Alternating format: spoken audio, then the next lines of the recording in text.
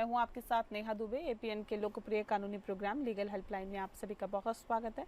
इसमें हमारे कानूनी विशेषज्ञ रोजमर्रा की जिंदगी की समस्याओं से जुड़े कानूनी मसलों पर आपकी शंकाओं का समाधान करते हैं। आप भी फोन करके कानूनी राय ले सकते हैं।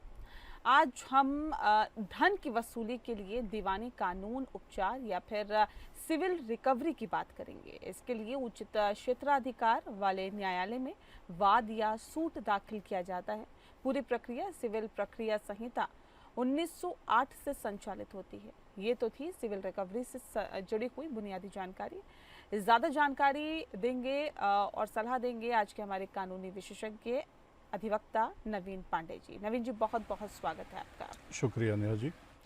तो नवीन जी, आपको दीवानी तरीके से धन वसूली के तमाम नियम कायदे के बारे में जानकारी देंगे। अगर आपका भी कोई सवाल है और आप जानना चाहते हैं अपने सवालों का जवाब, तो फ़ोन करके कानूनी राय ले सकते हैं। हमारा नंबर्स आपकी टीवी स्क्रीन पर फ्लैश हो रहा है। 0120612793 पर कॉल करें या फिर 0120612793 पर भी आप हमें कॉल कर सकते हैं।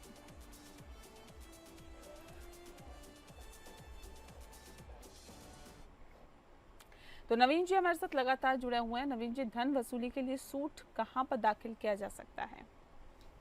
नेहा जी, धन वसूली के लिए जो मनी रिकवरी सूट होता है, इसको दाखिल करने का स्थान इस बात पर निर्भर करता है कि लेन देन कहाँ पर हुआ था, प्रतिवादी कहाँ रहता है या कहाँ पर वह अपना व्यापार करता है, लेन देन की राशि कितनी थी, और यदि कोई अनुबंध हुआ हो तो उस अनुबंध के अंदर किसी विशेष न्यायालय का क्या जिक्र किया गया है कि विवाद की स्थिति में वाद कहाँ पर दायर किया जा सकेगा। यानी कि क्षेत्रीय अधिकार क्षेत्र क्लॉज यदि अनुबंध के अंदर है तो उसको भी देखना होता है। भारत में जो धन वसूली का वाद होता है, सामान्यतः किन जगहों पर दाखिल किया जा सकता है, वो है या तो प्रतिवादी जहाँ पर निवास करता है या फिर जहाँ से वह अपना व्यापार चलाता है, और जहाँ पर प्रतिवादी जिससे पैसा वसूल करना है, या तो वो निवास कर रहा हो या फिर उस स्थान से अपना व्यापार चला रहा हो। तो ये दोनों में से कोई भी एक स्थान जिस भी न्यायालय के क्षेत्रीय अधिकार क्षेत्र में आते हैं, उस न्यायालय में वाद दायर किया जा सकता है। इसके बाद हमें देखना होता है कि वाद का कारण कहाँ पर उत्पन्न हुआ, यानी कि जहाँ भी लेन देन हुआ हो या जहाँ पर भुगतान किया जाना था, वहाँ की अदालत को भी अधिकार होता है उस वाद को निस्तारित करने का। विवादित राशि के आधार पर भी जो है निर्णय लिया जाता है कि वाद किस न्यायालय में दाखिल होगा। जैसे कि यदि जो वसूल किए जाने वाली राशि है वो 1 लाख रुपए तक है, तो मामला सिविल जज जूनियर डिवीजन के यहाँ दायर किया जा सकता है। यदि अधिक राशि का मामला है तो सिविल जज सीनियर डिवीजन के यहाँ या डिस्ट्रिक्ट जज के यहाँ दायर किया जा सकता है। तो ये जो राशि से संबंधित सीमा है जिसके आधार पर न्यायालय का ये डिसीजन होता है, वो अलग अलग स्टेट में अलग अलग हो सकता है। तो इसलिए स्टेट अमेंडमेंट्स जो किया गया है सिविल प्रोसीजर कोड में, उसको भी देखना होता है। इसके अलावा हमें ये भी देखना होता है कि ये जो सिविल रिकवरी है क्या किसी विशेष कानून के तहत की जा रही है। जैसे सरफेसी के तहत यदि रिकवरी होनी है तो उसके लिए जो है डीआरटी या डीआरएटी जैसे ट्रिब्यूनल्स हो सकते हैं, वहाँ पर दायर किया जा सकता है। इसी प्रकार से यदि चेक बाउंस होता है तो उसके लिए जो है नेगोशिएबल इंस्ट्रूमेंट्स एक्ट के तहत जो विशेष अदालत निर्धारित किए गए होते हैं प्रत्येक राज्य में या जिले के अंदर, वहां पर इनको दायर करना होता है। तो इन सारे फैक्टर्स को ध्यान में रखते हुए ये तय किया जाता है कि वाद को कहां पर दायर किया जाएगा। जी सर, ये बताइए कि रिकवरी सूट की लिमिटेशंस पीरियड क्या होता है, यानी कि धन वसूली कि कब तक इस पर सुनवाई संभव होती है, तय अवधि के बाद अगर फिर सुनवाई करनी हो तो फिर क्या प्रोसीजर इसका रहता है? देखिए, जहाँ तक लिमिटेशन का सवाल है तो इंडियन लिमिटेशन एक्ट उसके सेक्शन 18 के तहत इसके लिए प्रावधान किया गया है किसी भी सिविल धन वसूली के मामले में जो लिमिटेशन होता है, यानी कि जो समय सीमा होती है, वो 3 साल की होती है। और ये अवधि उस दिन से गिनी जाती है जिस तारीख को जो रिकवरी के लिए जो है वो अमाउंट ड्यू होता है, या जब आखिरी बार भुगतान हुआ हो, या फिर जब लेनदार ने पैसे मांगने का वैध कारण प्राप्त किया हो। तो यहाँ पर हमें ये देखना होगा कि मान लेते हैं यदि लोन दिया गया है या किसी प्रकार की उधारी दी गई है, और मान लेते हैं कि कोई 50,000 रुपए की राशि है ना, जो कि आपने किसी व्यक्ति को 1 जनवरी 2022 को दिया है, और तय किया कि ये राशि वो व्यक्ति जो है वो 1 साल के अंदर वापस करेगा जी। यानी कि 1 जनवरी 2023 तक लौट आएगा। तो अगर भुगतान नहीं होता है तो लिमिटेशन का जो कैलकुलेशन है वो 1 जनवरी 2023 से शुरू होगा और 31 दिसंबर 2025, क्योंकि 3 साल का समय जो है 31 दिसंबर 2025 को पूरा होता है। उसी सवाल का जवाब पूरा दे दीजिए कि तय अवधि के बाद अगर फिर से सुनवाई करनी हो तो क्या किया जाए? यदि 3 साल की अवधि के अंदर कोई व्यक्ति जो है वाद को दायर नहीं कर पाता है जी। तो ऐसी स्थिति में यदि विलंब होता है तो विलंब एक वजह बन जाता है अदालत के लिए कि आपके वाद को खारिज कर दे। हालांकि यहाँ पर एक प्रावधान ये भी है कॉन्डोनेशन ऑफ डिले। तो कॉन्डोनेशन ऑफ डिले की एप्लीकेशन जो है लिमिटेशन एक्ट के सेक्शन 5 के तहत लगाई जाती है, और वहाँ पर आपको वो कारण बताने होते हैं जिनके वजह से आप 3 साल की अवधि के अंदर वाद दायर करने में विफल रहे हैं। यदि उन कारणों से अदालत संतुष्ट होती है कि आपके पास में वास्तव में ऐसे कारण रहे हैं जिनके वजह से आपका कोर्ट तक पहुंचना संभव नहीं था, तो जो डिले है उसको कंडोन करते हुए, यानी कि विलंब को माफ़ करते हुए, अदालत आपके वाद को एडमिट करती है और उस पर सुनवाई शुरू कर सकती है। लेकिन यदि जो कारण आपने बताए हैं वे कारण जो है कंप्लीट नहीं है या सफिशिएंट नहीं है, या उससे कोर्ट संतुष्ट नहीं होता है, तो फिर आपके वाद को खारिज कर दिया जाएगा। तो इसलिए ज़रूरी है कि 3 साल के अंदर में वाद को दायर कर लिया जाए किसी भी परेशानी से बचने के लिए। जी, माना जाता है कि सिविल रिकवरी के मामले में अदालत में लंबे वक्त तक ये मामले चलते हैं, लेकिन इसमें ऑर्डर 37 के तहत जो प्रावधान है वो मामले को तेज़ी से निपटाने में मदद करते हैं। इसके बारे में बताएं सर डिटेल में। जी, देखिए सिविल प्रक्रिया संहिता का जो आदेश 37 है, ये एक विशेष प्रावधान है जो कि सारांश वाद के लिए प्रावधान करता है, यानी कि समरी सूट के लिए। ये उन मामलों के लिए है जहां दावा साफ हो, स्पष्ट हो और निर्विवाद हो, जिसमें विशेष रूप से ऋण या भुगतान की वसूली के लिए इस आदेश को लागू किया जा सकता है और इसके तहत वाद दायर किया जा सकता है। जी।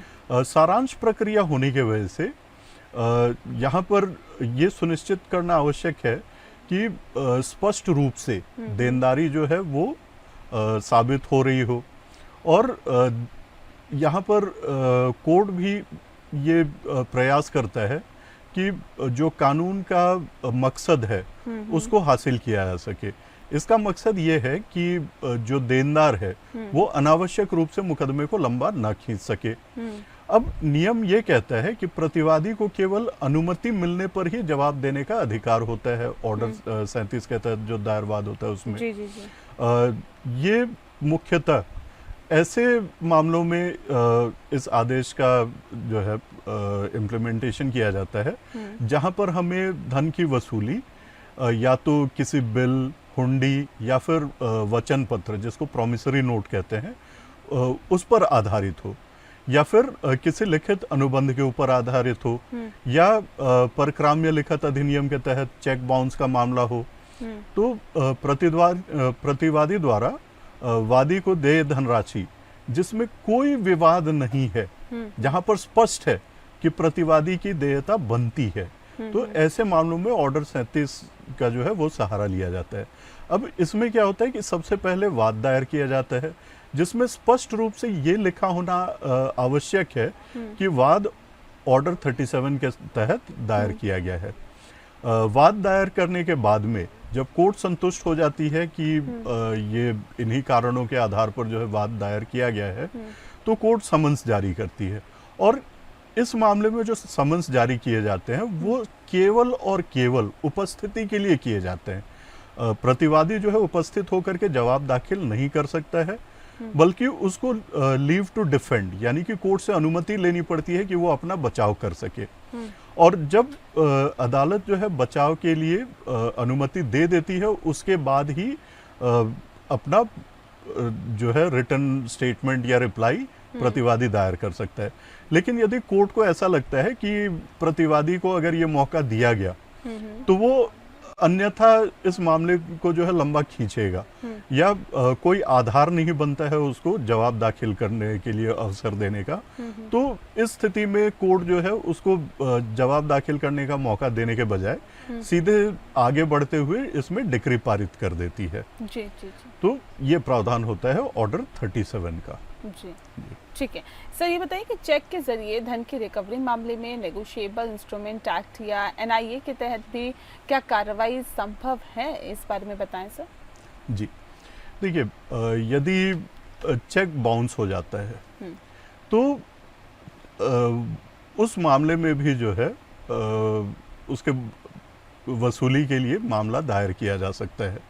ये मामला नेगोशिएबल इंस्ट्रूमेंट्स एक्ट के तहत दायर किया जाएगा, लेकिन इसमें हमें ये देखना होता है जो परक्राम्य लिखित अधिनियम है यानी नेगोशिएबल इंस्ट्रूमेंट्स एक्ट है, उसमें धारा 138 से 142 के अंदर यह प्रावधान किया गया है कि जब कोई भी चेक अनादरित हो जाता है तो उस स्थिति में क्या प्रक्रिया होनी चाहिए और किस प्रकार से वाद वहां पर लाया जा सकता है। जी।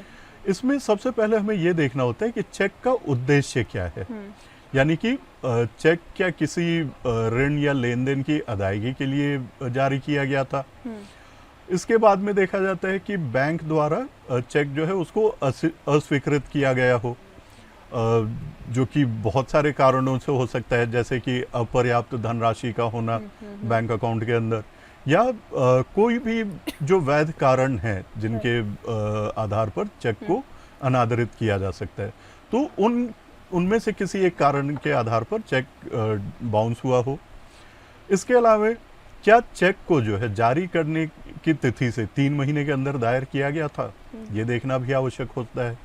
और यदि ये सारी बातें हैं किसी लायबिलिटी को डिस्चार्ज करने के लिए या लोन का भुगतान करने के लिए यदि चेक इशू किया गया है और वो डिसऑनर होता है इनसफिशिएंट फंड्स या किसी और लीगल ग्राउंड पे जी। और चेक को जो है उसकी व्यवस्था के अंदर बैंक में प्रस्तुत किया गया है, तो सबसे पहले आवश्यकता होती है एक नोटिस जारी करने की, जो कि चेक अनादर की तिथि से 30 दिनों के अंदर भेजा जाना चाहिए और उसमें 15 दिन की समय सीमा दी जाती है कि प्रतिवादी उसका भुगतान करे।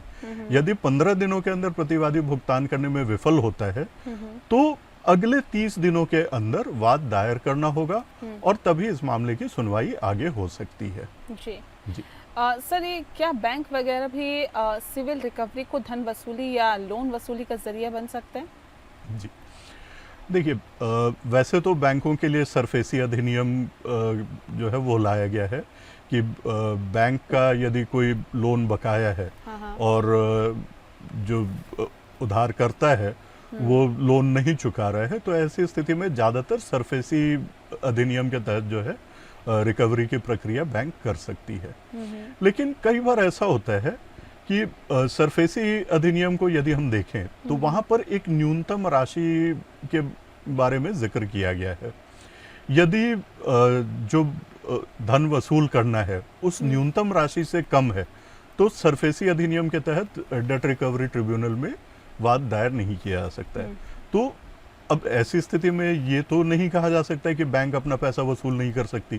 तो इस तरह के मामलों में बैंक के पास में ये शक्तियां होती हैं और उनको भी ये अधिकार है कि वे सिविल वाद के तहत धन की वसूली के लिए मामला दायर कर सकें। इसके अलावा कई लोन्स ऐसे होते हैं जो जैसे कि जो सिक्योर्ड लोन्स हैं, जहां पर कोई चीज बैंक में गिरवे रखकर और फिर लोन लिया जाता है, उन पर तो सरफेसी लागू होता है। लेकिन जो अनसिक्योर्ड लोन्स होते हैं जैसे पर्सनल लोन्स हो गए या फिर क्रेडिट कार्ड्स पर लिया गया पैसा हो गया, तो ये अनसिक्योर्ड लोन्स के मामलों में सरफेसी अधिनियम लागू नहीं होता है। तो इस मामले में भी मतलब इस तरह के लोन की वसूली के लिए भी जो है बैंक सिविल सूट का सहारा ले सकती है और मुकदमा दायर कर सकती है। जी, सरफेसी एक्ट के बारे में सर आपने कुछ बातें बताई, लेकिन इसको थोड़ा सा डिटेल में बताइए, विस्तार से बताइए, और इसके तहत क्या कर्जदार को अधिकार प्राप्त है? जी, सरफेसी एक्ट जो है ये भारत सरकार द्वारा बनाया गया एक विशेष कानून है जो बैंकों और वित्तीय संस्थानों को उनके बकाया ऋण जो एनपीए हो चुके हैं, नॉन परफॉर्मिंग एसेट्स हो चुके हैं, उनको वसूल करने का विशेष अधिकार देता है। और उसके लिए विशिष्ट प्राधिकरण भी बनाए गए हैं जहां पर सरफेसी अधिनियम के तहत वाद दायर करके धन वसूल किया जा सकता है बैंकों द्वारा। जी। अब इसका जो मुख्य उद्देश्य है सरफेसी अधिनियम का, वो ये है कि बिना कोर्ट में जाए बैंकों को यह अधिकार देना कि वे उन बोरोवर्स के खिलाफ कार्रवाई कर सकें जिन्होंने बैंकों का लोन नहीं चुकाया है। अब इनकी विशेषताएं हैं कि किसी कोर्ट की आवश्यकता नहीं होती। ये जो अधिनियम है ये सुरक्षित ऋणों पर लागू होता है और ऐसे सुरक्षित लोन्स के मामलों में लागू होता है जो एनपीए घोषित हो चुके हैं। अब यदि हम उधारकर्ताओं के अधिकारों की बात करें तो उधारकर्ताओं को भी काफी सारे अधिकार इसमें दिए गए हैं। जैसे सबसे पहला अधिकार यह है सेक्शन 13(2) के तहत कि 60 दिन का नोटिस बैंक द्वारा दिया जाना चाहिए कोई भी कार्रवाई शुरू करने से पहले। यदि ये नोटिस नहीं दिया जाता है तो उधारकर्ता जो है इसके खिलाफ कोर्ट के अंदर अपनी प्रार्थना पत्र दाखिल करके और इस नियम को लागू करा सकता है। इसके अलावा सेक्शन 13(3)(a) के तहत आपत्ति और प्रत्युत्तर देने का अधिकार भी जो है वो उधारकर्ता को प्राप्त है। कहने का मतलब ये हुआ कि 60 दिन की नोटिस प्राप्त होने के बाद जो कर्जदार है उसको यह अधिकार है कि वो अपना जवाब दायर कर सके और अपनी आपत्तियां जो है बैंक के समक्ष रख सके और उनका जो है विवेकपूर्ण बैंक द्वारा निस्तारण किया जाना आवश्यक है। इसके अलावा यदि बैंक जो है ऐसी आपत्ति पर सही तरीके से विचार नहीं करता है तो जो कर्जदार व्यक्ति है उसको भी अधिकार होता है डेट रिकवरी ट्रिब्यूनल में बैंक के खिलाफ वाद दायर करने का। और जो ऑब्जेक्शंस हैं कर्जदार के उनको ध्यान में रखते हुए उस पर विवेकपूर्ण विचार करते हुए उसको डीआरटी निस्तारित करती है। यदि उधारकर्ता डीआरटी के आदेश या फैसले से संतुष्ट नहीं है तो उसको डेट रिकवरी अपीलेट ट्रिब्यूनल में भी जाने का अधिकार है उस ऑर्डर को चैलेंज करने के लिए। इसके अलावा यदि संपत्ति की नीलामी हो रही है कर्ज को वसूल करने के लिए, बैंक कर्जदार के संपत्ति को नीलाम करना चाहती है तो उसमें जो है पारदर्शिता बरती जाए, ये मांग करने का अधिकार जो है कर्जदार के पास में होता है। साथ ही साथ बकाया राशि को चुकाकर संपत्ति वापस लेने का अधिकार भी होता है और संपत्ति के मूल्यांकन पर यदि कोई धांधली होती है तो उस पर प्रश्न उठाने का अधिकार भी कर्जदार के पास में मौजूद होता है। जी चलिए, बहुत शुक्रिया आपका नवीन जी, आपने बहुत ही विस्तार से इस विषय से संबंधित जानकारी हमारे दर्शकों को दी, इसके लिए आपका बहुत बहुत शुक्रिया। इसी के साथ लीगल हेल्पलाइन में फिलहाल के लिए इतना ही, मुझे दीजिए इजाज़त, नमस्कार।